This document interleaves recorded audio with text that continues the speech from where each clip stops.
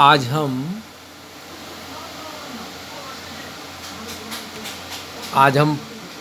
Third unit पढ़ेंगे, जीव विज्ञान एवं मानव कल्याण। देखिए सिलेबस में चेंजिंग हो गया है ना। अब जो है 100% यानी जो सिलेबस था 100% में से जो है 30% सिलेबस को जो है कम कर दिया है। ठीक, यानी 70% सिलेबस को पढ़ना है और 70 नंबर का जो है आपका प्रश्न भी आएगा। तो 70 नंबर का थियरी और 30 नंबर का प्रैक्टिकल इक्वल टू कितना है 100 नंबर। तो जो है हर यूनिट में से सिर्फ मात्र 4 यूनिट को छोड़ करके सब में से कुछ न कुछ सिलेबस की कटौती हुई है। जैसे इसके पहले दूसरी यूनिट थी, उसमें जो है इवोल्यूशन को यानी जैव विकास के चैप्टर को ख़त्म कर दिया गया है, जो कि हम आप लोगों को पढ़ा रहे थे। तो जब जैव विकास का चैप्टर ख़त्म कर दिया है तो उसको पढ़ना आप लोगों को एक जनरली हमने आपको वो विकास इवोल्यूशन ओरिजिन ऑफ लाइफ के आप लोगों को जनरली हमने जो है आप लोगों को पढ़ा दिया है। वैसे पढ़ना 100%, लेकिन परीक्षा में जो है आपको 70% यानी जो हमारी जो बुक है, अब वो अलग से बुक तो छपेगी नहीं, इसलिए उसमें से 30% यानी कोविड-19 के को देखते हुए राज्य सरकार ने क्या किया है कि उस सिलेबस में से 30% की क्या कर दिया है, कटौती कर दिया है। तो 30% कटौती में से उन चैप्टर उन लेसन को ख़त्म कर दिया है। तो आपका ये इवोल्यूशन जो है आपको यानी जैव विकास जो है उसको ख़त्म कर दिया है। तो अब हम जीव विज्ञान एवं मानव कल्याण के बारे में पढ़ेंगे, जिसमें आपका आता है स्वास्थ्य और रोग। आपको आज हम वो भेज देंगे कि कौन कौन से टॉपिक में से कितनी कटौती हुई है, कितना हमको पढ़ना है। अब इसको पढ़ाने के बाद आपको उसको भी हम भेज दे रहे हैं, और उस सिलेबस को आप लोग लिख लीजिए कि क्या पढ़ना है क्या नहीं पढ़ना है। तो हमको ज़्यादा फोकस करना है पढ़ने पर, न पढ़ने पर ध्यान नहीं देना है। तो यानी 100 में से 30% की जब कटौती हुई तो 70% आपका सिलेबस हुआ। इन्हीं 70% में से 70 नंबर का कोर्स जो है परीक्षा में थियरी पूछी जाएगी और 30 नंबर का आपका प्रैक्टिकल होगा। यानी कुल मिलाकर के कितना नंबर का हो गया 100। तो अब देखिए, एक होता है स्वास्थ्य। आपका ये क्या है, स्वास्थ्य, जिसको हम कह सकते हैं हेल्थ। ठीक, हेल्थ मीन स्वास्थ्य। तो जब मानव शारीरिक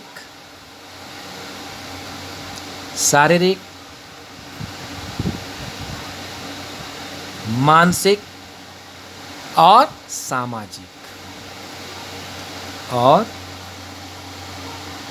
सामाजिक यानी जब मानव या मनुष्य शारीरिक मानसिक और सामाजिक रूप से स्वस्थ क्या होता है, स्वस्थ होता है, तब इसे स्वास्थ्य के रूप में स्वास्थ्य के रूप में परिभाषित करते हैं।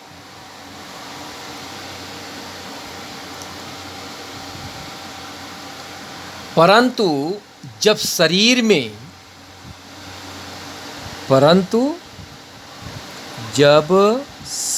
में किसी तरह का विकार किसी तरह का विकार, कौन सा विकार? शारीरिक, मानसिक और सामाजिक। जब मनुष्य या मानव शारीरिक, मानसिक, सामाजिक रूप से स्वस्थ होता है तब इसे हम क्या कहते हैं कि स्वस्थ या स्वास्थ्य। परंतु जब शरीर में इन तीनों में कोई गड़बड़ी पैदा हो जाती है, यानी किसी तरह का उसके अंतर्गत विकार पैदा हो जाता है, तो या पीड़ा उत्पन्न, विकार या उसको कर सकते हैं पीड़ा, पीड़ा उत्पन्न हो जाती है,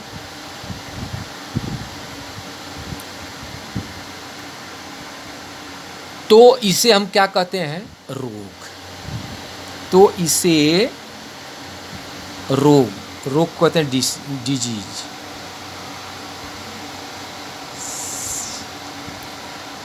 डिजीज के रूप में परिभाषित करते हैं। किस रूप में करते हैं? डिजीज के रूप में, यानी रोग के रूप में इसको हम क्या करते हैं? परिभाषित करते हैं। यानी जब मनुष्य शारीरिक, मानसिक, सामाजिक रूप से स्वस्थ हो तब उसे हम क्या कहते हैं? स्वास्थ्य।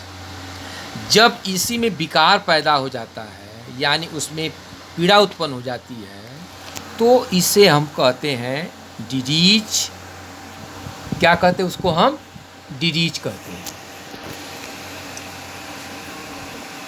अर्थात जब शरीर के सामान्य कार्यों में गतिरोध उत्पन्न हो जाता है तो इस स्थिति को हम क्या कहते हैं? रोग कहते हैं या डिजीज कहते हैं। अब रोग भी क्या होते हैं? दो प्रकार के होते हैं। रोग दो प्रकार के होते हैं।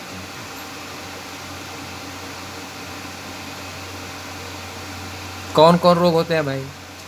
एक होता है जन्मजात। जन्मजात या उसको कहते हैं वंशागत। आपको पहले हम पढ़ा चुके हैं, हीमोफीलिया है और जिसमें लाल और हरे का अंतर नहीं कर पाते हैं। तो यानी जो चीज़ वंशागत के रूप में, यानी माता पिता से मिलते हैं, उसको कहते हैं जन्मजात या वंशागत। तो कहने का मतलब ये है कि जन्मजात या वंशागत रोग वे रोग हैं जो पीढ़ी दर पीढ़ी वंशागत होते रहते हैं। वंशागत होते रहते हैं। जैसे एग्जाम्पल में हीमोफीलिया,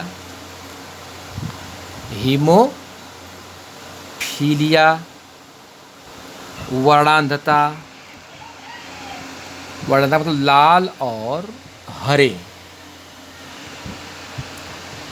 और हरे रंग में अंतर न कर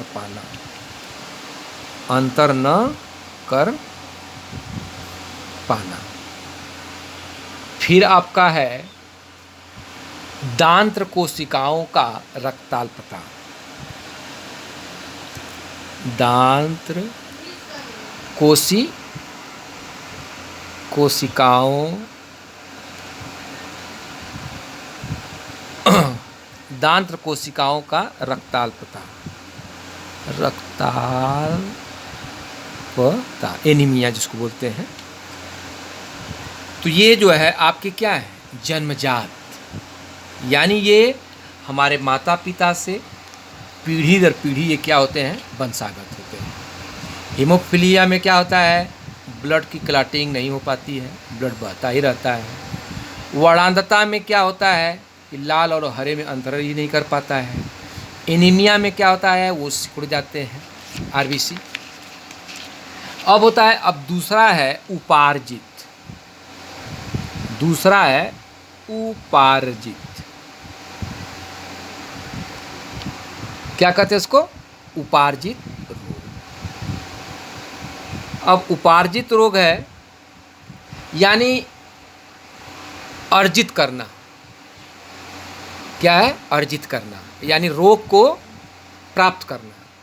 तो यानी ऐसे रोग, ये रोग जन्म के बाद, ये रोग जो है जन्म के बाद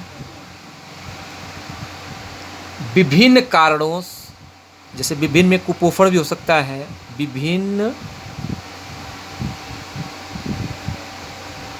विभिन्न कारणों से होते,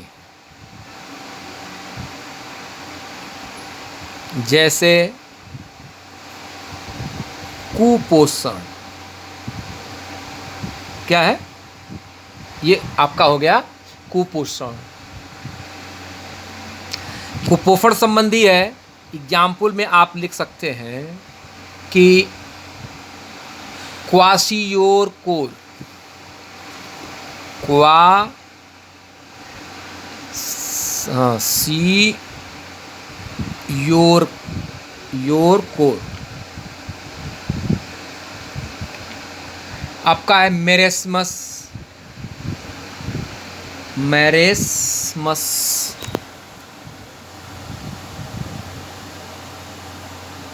जैसे आपका है, ये तो आपका क्वाशियोरकोर और मेरेस्मस, ये कुपोषण के हैं। रतौंधी,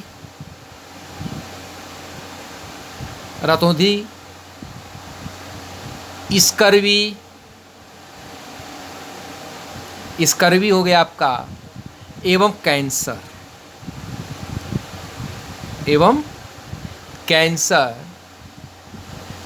आर्थराइटिस,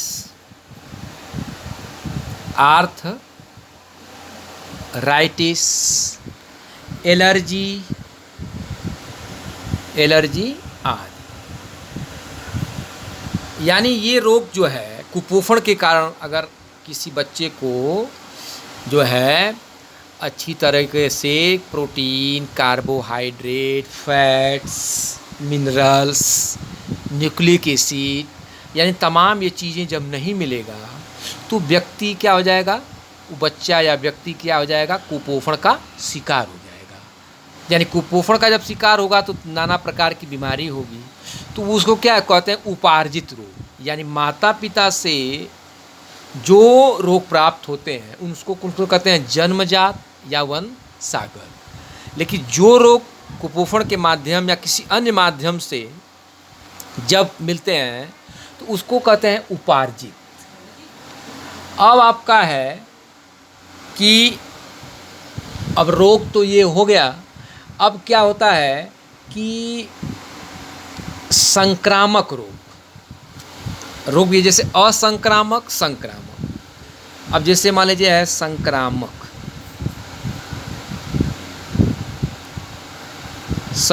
रोग, तो वे रोग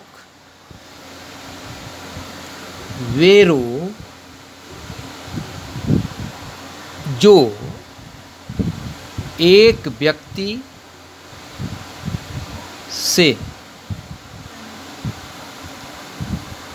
आसानी से एक व्यक्ति से दूसरे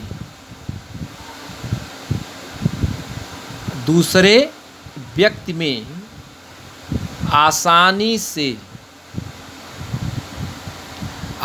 से संचारित हो सकते हैं। संचार मतलब फैलना, संचारित हो सकते हैं, वे क्या कहलाते हैं, संक्रामक रोग। वे क्या कहलाते हैं, संक्रामक रोग। अब या इसको ऐसे भी कर सकते हैं कि संक्रामक रोग रोगाणुओं के कारण होते हैं तथा विभिन्न माध्यम द्वारा संक्रमित मनुष्य से स्वस्थ मनुष्य में पहुंचते हैं। जैसे आपका है मलेरिया, जैसे आपका क्या है, मलेरिया हो गया, टाइफाइड,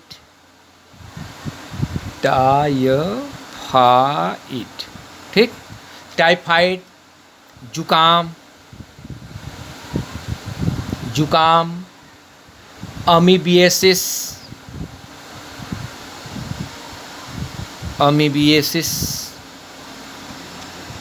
एड्स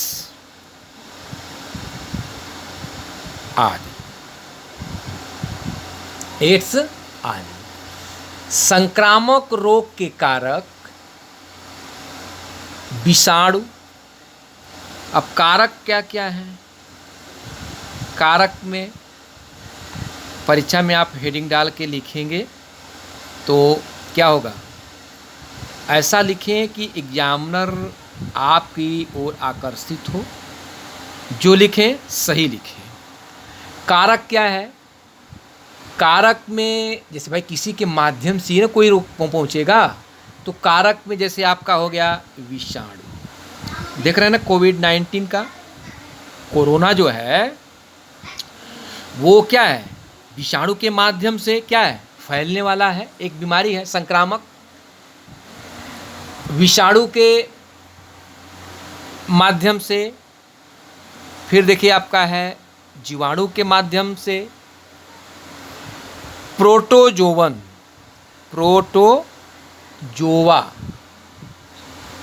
आदि। प्रोटोजोआ जैसे मच्छर, प्रोटोजोवन, या जैसे आपका है अमीबियासिस, जैसे अमीबा से होता है, अमीबियासिस होती है। तो ये कारक है, कौन है, विषाणु है, जीवाणु है, प्रोटोजोवंस है, इनके माध्यम से रोग जो है फैलते हैं। अब एड्स, देखिए एड्स, सुजाक,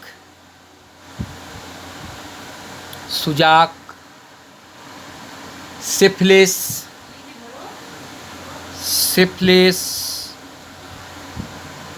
हेपेटाइटिस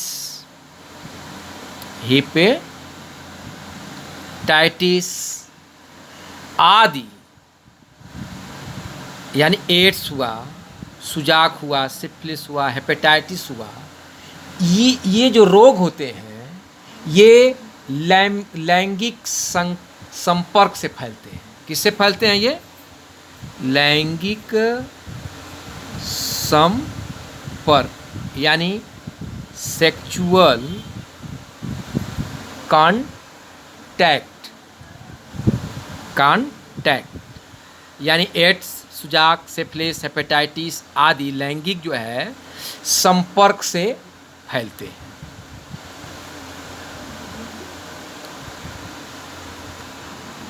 अब आप लोगों को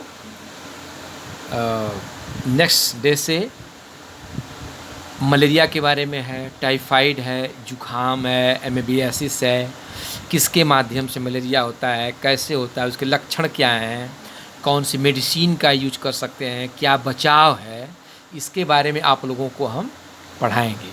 एक बात ध्यान देना ये है कि जो आप ऐसे किताब पढ़ सकते हैं, हर चैप्टर को आप टच करिए, लेकिन फोकस आपका क्या रहेगा, जो उस बुक से 30% सिलेबस को निकाल करके जो 70% का सिलेबस जो बचा है और 70 नंबर का आने भी वाला है, तो उस पर आप फोकस करिए, अभी से जुड़ जाइए।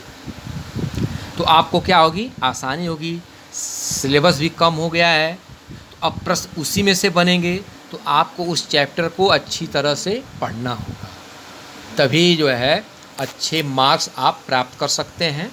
और हम आपको वो सिलेबस वाला भी भेज दे रहे हैं, बहुत मेहनत से खोजे उसको, और उसको जो है आप उसको लिख लीजिए कि कौन कौन से सिलेबस को हमको पढ़ना है। Thank you.